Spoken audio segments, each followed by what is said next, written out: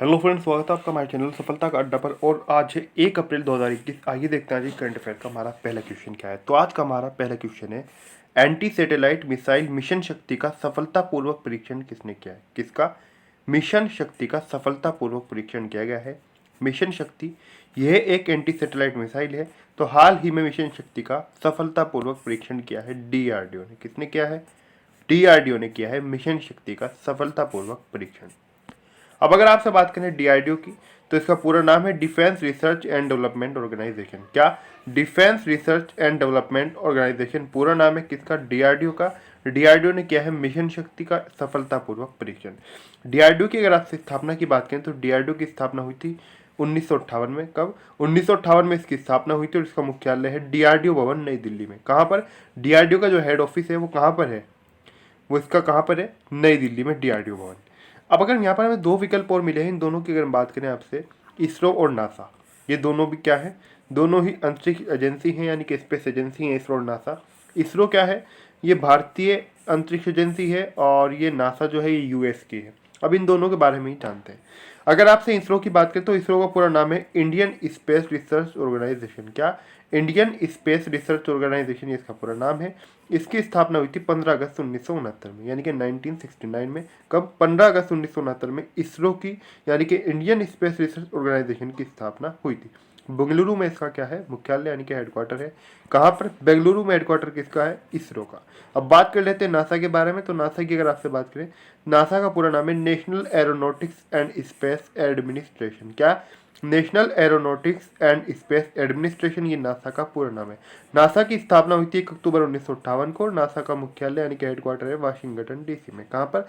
Washington DC में NASA का मुख्यालय है। ये बात आपको याद रखनी है। इस प्रकार से हमारे क्वेश्चन का जो सही आंसर हुआ वो डीआरडीओ हुआ, और जो हमारे अन्य विकल्प थे इसरो और नासा, इनके बारे में भी हमने जाना। अभी तक आपने क्लास को लाइक तो कर ही दिया होगा, और चैनल को प्लीज़ सब्सक्राइब भी कर दें। अगर आप में से जो स्टूडेंट नए हैं, चैनल को पूरी तरीके से सब्सक्राइब करें, यानी कि बेल आइकन को प्रेस करके। उससे आपका क्या फ़ायदा होगा? जो भी हमारी नई क्लास आएगी उसका नोटिफिकेशन सबसे पहले आपको मिलेगा। और जब क्लास पूरी हो जाए तो उसके बाद में अपने फ्रेंड के साथ में क्लास को शेयर भी जरूर करें।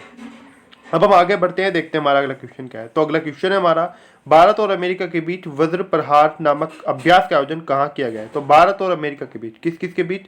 भारत और अमेरिका के बीच वज्र प्रहार नामक अभ्यास का आयोजन किया गया है हिमाचल प्रदेश में। कहाँ पर?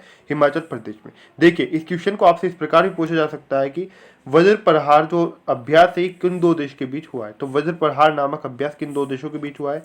ये हुआ है भारत और अमेरिका के बीच। क्या मतलब क्वेश्चन इस प्रकार से पूछा जा सकता है। तो वज्र प्रहार ये जो अभ्यास हुआ है, इसका आयोजन कहाँ पर हुआ है? हिमाचल प्रदेश में। हिमाचल प्रदेश राज्य की अगर आपसे बात करें तो हिमाचल प्रदेश की दो राजधानी है, शिमला और धर्मशाला। क्या?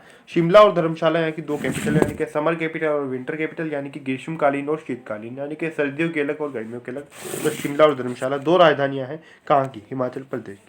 जयराम ठाकुर यहाँ के क्या है? मुख्यमंत्री। इस राज्य के अंदर बीजेपी, यानी कि भारतीय जनता पार्टी की सरकार है। जयराम ठाकुर उसी से है, यानी कि बीजेपी से। बंडारू दत्तात्रेय यहाँ के गवर्नर हैं, यानी कि राज्यपाल हैं हिमाचल प्रदेश के। तो सीएम हो गए, यानी कि चीफ मिनिस्टर जयराम ठाकुर, और बंडारू दत्तात्रेय हो गए राज्यपाल, यानी कि गवर्नर। अब बात कर लेते हैं ओडिशा और गुजरात की, क्योंकि ये दोनों हमें यहाँ पर विकल्प के अंदर मिले हैं। ओडिशा की अगर आपसे बात करें तो ओडिशा की कैपिटल है भुवनेश्वर। मुख्यमंत्री हैं यहाँ के नवीन पटनायक, और ओडिशा के राज्यपाल हैं गणेशी लाल। कौन है? गणेशी लाल ओडिशा के क्या है? गवर्नर है। अब यहाँ पर हमें एक और विकल्प दिया गया है गुजरात। गुजरात की आपसे बात करें तो गुजरात की राजधानी, यानी कैपिटल ऑफ गुजरात है गांधीनगर। गुजरात के मुख्यमंत्री हैं विजय रूपाणी। कौन? विजय रूपाणी मुख्यमंत्री, और यहाँ पर बीजेपी, यानी कि भारतीय जनता पार्टी की सरकार है गुजरात के अंदर। और यहाँ ये जो है विजय रूपाणी बीजेपी से ही है। अगर बात राज्यपाल की करें, यानी गवर्नर ऑफ गुजरात, तो ये है आचार्य देवव्रत। कौन है? आचार्य देवव्रत गुजरात के क्या है? गुजरात के क्या है? राज्यपाल है। अब हम आगे बढ़ते हैं, देखते हैं हमारा अगला क्वेश्चन क्या है। तो अगला क्वेश्चन है हमारा, residential hockey centre of excellence कहाँ स्थापित किया जाएगा। तो residential hockey centre of excellence स्थापित किया जाएगा लखनऊ में। कहाँ पर? लखनऊ के अंदर स्थापित किया जाएगा। तो लखनऊ का नाम सुनते ही 3-4 सवाल तो एकदम जहन में आ जाते हैं, एकदम दिमाग में आ जाते हैं। लखनऊ कौन सी नदी किनारे स्थित है? तो आपको नाम याद रखना है, गोमती नदी किनारे। कौन सी नदी के? तो लखनऊ गोमती नदी किनारे स्थित है। एक और क्वेश्चन लखनऊ से पूछ लिया जाता है कि नवाबों का शहर किसे कहा जाता है। तो आपको याद रखना है, नवाबों का शहर कहा जाता है किसे? नवाबों का शहर कहा जाता है लखनऊ को। और लखनऊ राजधानी भी है कहाँ की? यूपी की। और एक और चीज़ आपको याद रखनी है, इलाहाबाद हाईकोर्ट जो है उसकी जो खंडपीठ है वो भी कहाँ पर है? वो भी लखनऊ के अंदर ही है। अब अगर हम यहाँ पर बात करें यूपी, यानी कि उत्तर प्रदेश की राजधानी है लखनऊ। तो यूपी के मुख्यमंत्री हैं योगी आदित्यनाथ।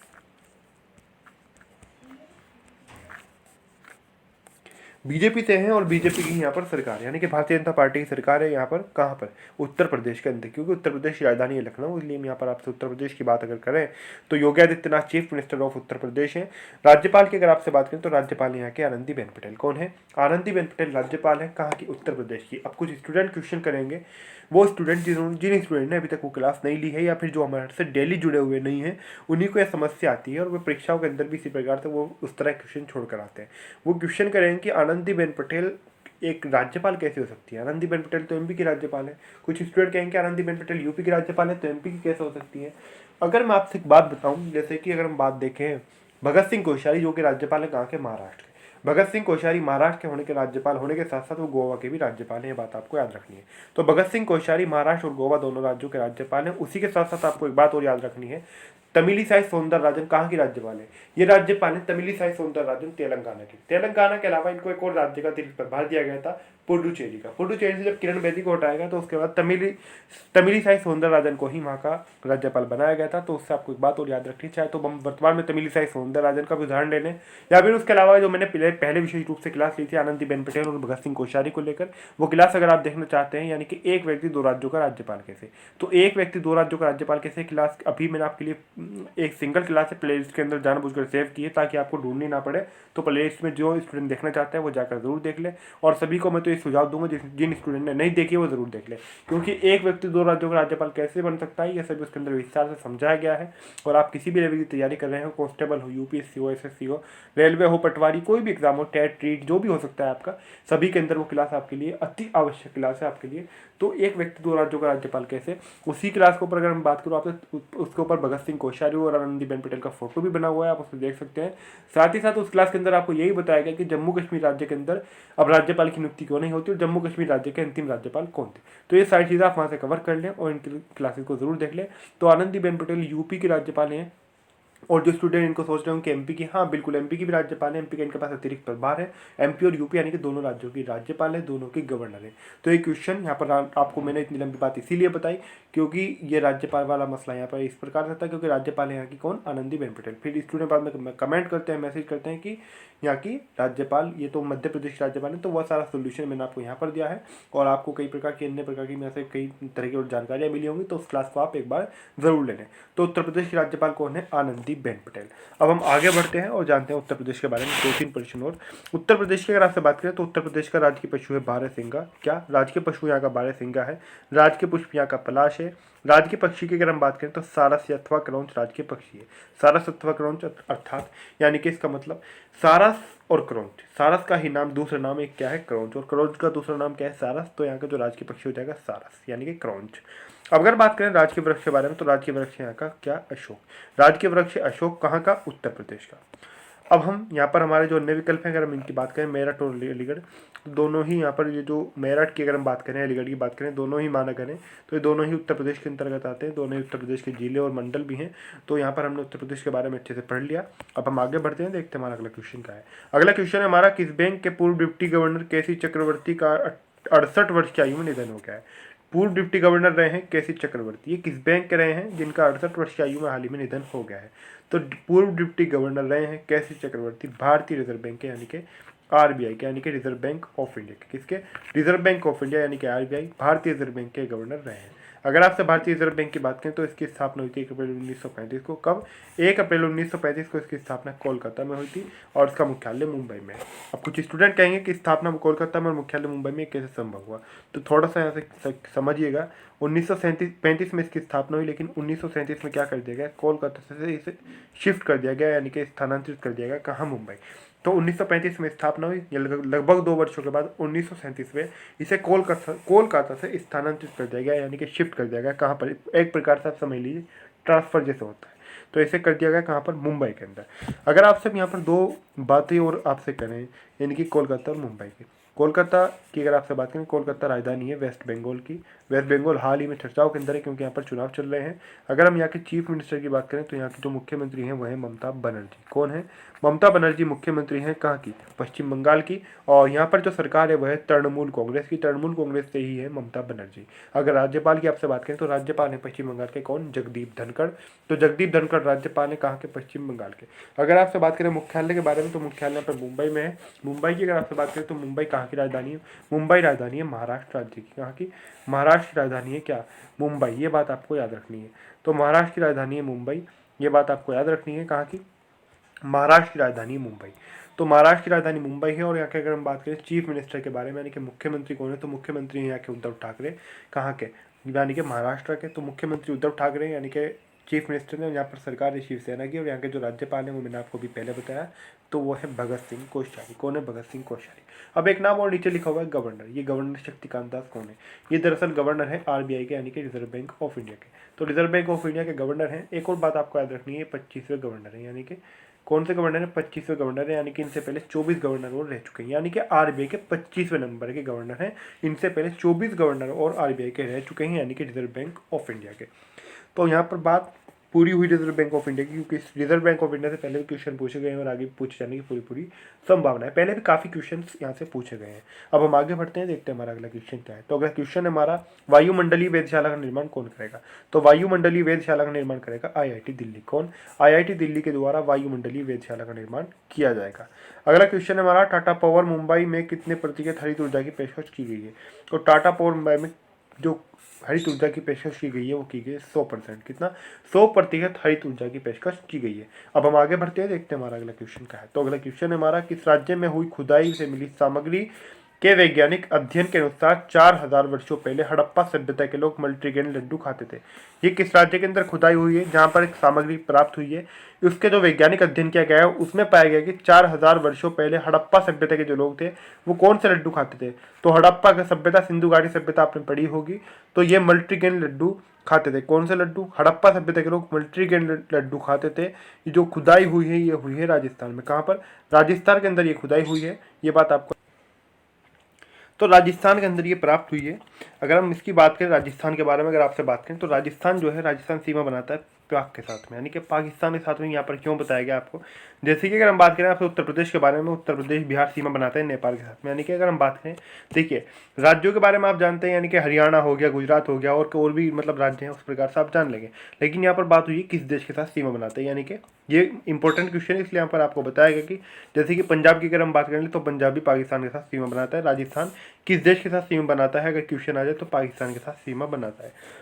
अब बात करते हैं राजस्थान की राजधानी के बारे में। तो राजस्थान की राजधानी है जयपुर। राजस्थान के मुख्यमंत्री हैं अशोक गहलोत। और राजस्थान के जो राज्यपाल यानी गवर्नर ऑफ राजस्थान है वो है कलराज मिश्र। कौन है? कलराज मिश्र। राजस्थान के अंदर सरकार है किसकी? आईएनसी यानी कि Indian national Congress, Congress party की। ये बात आपको याद रखनी है। इसकी आईएनसी की यहाँ पर सरकार है यानी कि Indian national Congress, Congress party की। तो अशोक गहलोत उसी से है।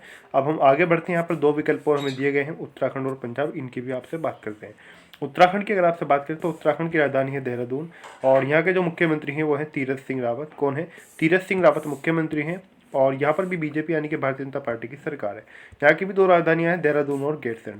गैरसैंण हाल ही में यहाँ पर एक राजधानी बनाई गई है 1 साल पहले, जबकि देहरादून जो इसका गठन हुआ था वर्ष 2000 में, जब से ही देहरादून उत्तराखंड राज्य की राजधानी है। उत्तराखंड का पहले क्या नाम था? उत्तरांचल। और ये यूपी में से विभाजित करके एक नया राज्य 2000 में बनाया गया था। बेबी रानी मौर्य यहाँ की क्या है? राज्यपाल है।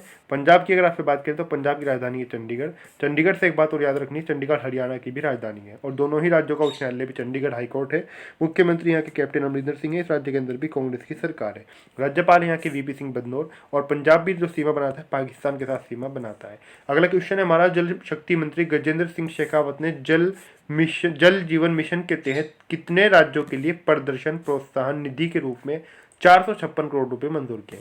तो प्रदर्शन प्रोत्साहन निधि के रूप में 456 करोड़ रुपए जो मंजूर किए हैं वो 7 राज्यों के लिए। कितने राज्यों के लिए? 7 राज्यों के लिए जल शक्ति मंत्री गजेंद्र सिंह शेखावत ने। कितने? गजेंद्र सिंह शेखावत ने। अब हम आगे बढ़ते हैं, देखते हैं हमारा अगला क्वेश्चन क्या है। तो अगला क्वेश्चन है हमारा, फिल्म फेयर अवार्ड 2021 में किसे बेस्ट अभिनेता का अवार्ड दिया गया है? तो फिल्म फेयर अवार्ड 2021 में जो बेस्ट अभिनेता का अवार्ड दिया गया है वो दिया गया है अभिनेता इमरान खान को, यानी कि अभी नहीं रहे हैं तो इरफान खान को ये अवार्ड दिया गया है। अगला क्वेश्चन है हमारा, आईपीएल टीम दिल्ली कैपिटल्स ने किस पूर्व विकेट कीपर को अपना सहायक कोच नियुक्त किया है? तो आईपीएल टीम दिल्ली कैपिटल्स ने पूर्व विकेट कीपर अजय रात्रा को अपना क्या किया है? सहायक कोच नियुक्त किया है। किसे? अजय रात्रा को। अगला क्वेश्चन है हमारा, फिल्म फेयर अवार्ड 2021 में किसे बेस्ट अभिनेत्री का अवार्ड दिया गया है? फिल्म फेयर अवार्ड 2021 में बेस्ट अभिनेत्री का अवार्ड दिया गया है तापसी पन्नू को। किसे? तापसी पन्नू को बेस्ट अभिनेत्री का अवार्ड दिया गया है। अगला क्वेश्चन है हमारा, सरस्वती सम्मान 2020 से किसे दिया गया है? तो हाल ही में सरस्वती सम्मान 2020 दिया गया है शरण कुमार लिम्बाले को। किसे? शरण कुमार लिम्बाले को सरस्वती सम्मान 2020 से नवाजा गया है। अगला क्वेश्चन है हमारा, केंद्र सरकार ने नए वाहनों की खरीद से पहले पुराने वाहन के स्क्रैप सर्टिफिकेट जमा करने पर कितने प्रतिशत छूट का प्रस्ताव रखा है? तो केंद्र सरकार ने इसके ऊपर 25% यानी कि 25% छूट का प्रस्ताव रखा है। किसने? केंद्र सरकार ने। अगला क्वेश्चन है हमारा, विश्व बैंक ने वित्त वर्ष 2021-22 में भारत की ग्रोथ रेट 7.5% से कितने प्रतिशत के बीच रहने का अनुमान लगाया है? तो विश्व बैंक ने वित्त वर्ष 2021-22 से भारत की ग्रोथ रेट जो है वो 7.5% से 12.5% के बीच रहने का अनुमान लगाया है। किसने? विश्व बैंक ने अनुमान लगाया है, यानी कि वर्ल्ड बैंक ने। अगर आपसे वर्ल्ड बैंक यानी कि विश्व बैंक की बात करें तो इसकी स्थापना हुई थी जुलाई 1944 में, और इसका मुख्यालय कहाँ पर है? वाशिंगटन डीसी में। तो मुख्यालय वाशिंगटन डीसी और स्थापना जुलाई 1944। आज की जो हमारी करंट अफेयर्स में समाप्त होती है। आपको वीडियो कैसा लगा प्लीज कमेंट करके जरूर बताएं। वीडियो अच्छा लगे तो वीडियो को लाइक करें, वीडियो को शेयर करें। अभी तक आपने हमारे चैनल सफलता का अड्डा सब्सक्राइब नहीं किया तो प्लीज़ जरूर सब्सक्राइब करते हैं। सब्सक्राइब करते समय बेल आइकन को प्रेस करना ना भूलें, यानी कि पूरी तरीके से सब्सक्राइब जरूर करें। पूरी तरीके से सब्सक्राइब करने से आपको क्या फायदा होगा? जो भी हमारी नई क्लास आएगी, जो भी हमारी नई वीडियो आएगी, उसका नोटिफिकेशन सबसे पहले आपको मिलेगा। तो इसलिए पूरी तरीके से सब्सक्राइब जरूर करें।